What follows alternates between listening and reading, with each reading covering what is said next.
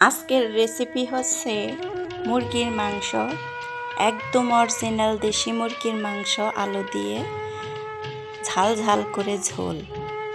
এইভাবে রান্না করো, যেইভাবে রান্না করো না কেন মুরগির মাংস কিন্তু দেশি মুরগির মাংস কিন্তু অনেক মজা হয়।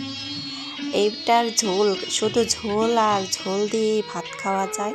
একটু পোলাওয়ের সাথে এরকম একটু ঝোল ঝাল ঝাল করে রান্না করে খাইতে অনেক কিন্তু মজা হয়, ভালো লাগে খাইতে।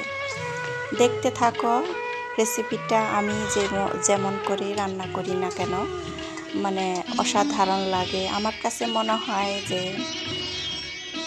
মুরগির মাংসটা আমি বেস্ট, মানে অনেক সুন্দর করে রান্না করতে পারি। এইটা হচ্ছে আমার রেসিপি, আমি আমার মনের মতো করে রান্না করলাম। দেশি মোরগ, যেহেতু নিজের পালিত মোরগ, সেইখানে আমি এত সুন্দর করে রান্না করছি।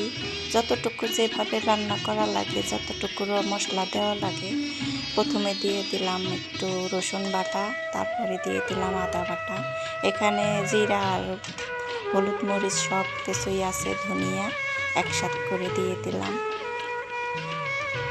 আমার রেসিপিটা যদি ভালো লাগে, দেখতে ভালো লাগে রান্নাটা, তাহলে লাইক দিও।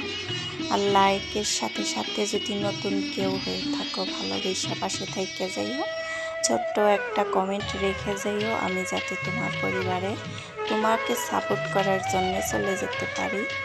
এইভাবে আমরা একে অপরের সাপোর্ট করব, সাপোর্টে থাকবো, তাহলেই না সামনে এগিয়ে যেতে পারবো।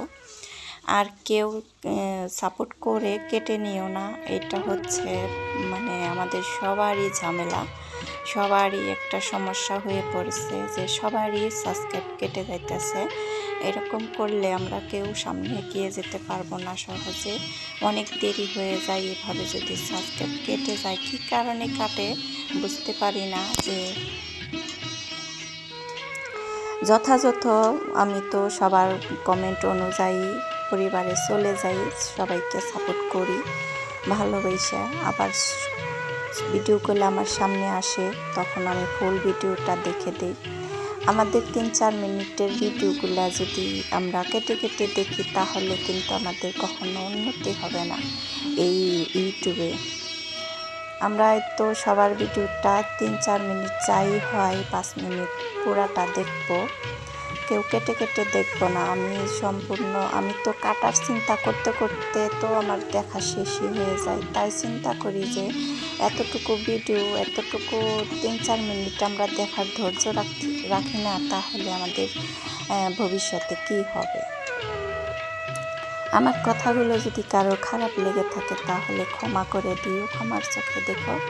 আমি আর কি মানে আমাদের এতটুকু করে ভিডিও বানাই, তারপরও কেটে কেটে দেখা হয়, তার জন্যে কথাটা বললাম। একটু আমার মাংসটা কষানো হয়ে গেছে। এই মাংসটা যত কষাবা, যত পানি দিয়ে কষিয়ে কষিয়ে রান্না করবা, তত ভালো লাগে। আমি ভালো করে কষিয়ে নিছি, ভাজা ভাজা করলে আরও ভালো লাগে। এটা যেহেতু যে দেশি মুরগি, মাংসটা একটু শক্ত, এই জন্য এত ভাজা ভাজা করলাম না, একটু পানি দিয়ে কষিয়ে নিলাম। 20-25 মিনিটের মতো আমি কষিয়ে নিছি। আর মুরগি তো এই জন্যে, গরু মাংস হলে তো ভাপে দিয়ে রাখতে হয়, অনেক সময় লেগে যায় রান্না করতে। আর এটা হচ্ছে আমি একটু মরিচের ফাঁকে আলাদা করে দিতে চাইছিলাম, বাচ্চারা খাবে, এই জন্য আর দিই নাই। সাথে কিছু কাঁচামরিচ দিয়ে দিতে পারতাম, তারপরেও দিলাম না। কাঁচামরিচের ফ্লেভারটা অনেক সুন্দর আসে, তোমরা যদি দিতে পারো দিয়ে দিও। যে কোনো মুরগির মাংসে পরে কাঁচামরিচের একটা ঘ্রাণ আছে, ওইটা যদি দিয়ে দিতে পারো ভালো লাগে। আর হওয়াকালীন আর একটা কাজ করতে পারো, আমার তো এখানে ঝামেলার কারণে আমি পেঁয়াজ বেরেস্তা করতে পারি নাই, এই জন্যে একটু হওয়া টাইমে পেঁয়াজ বেরেস্তাটাও করে দিয়ে দিও। এটা একটা টিপস দিয়ে দিলাম, ভালো লাগলে অ্যাপ্লাই করো। আজকে এই পর্যন্ত।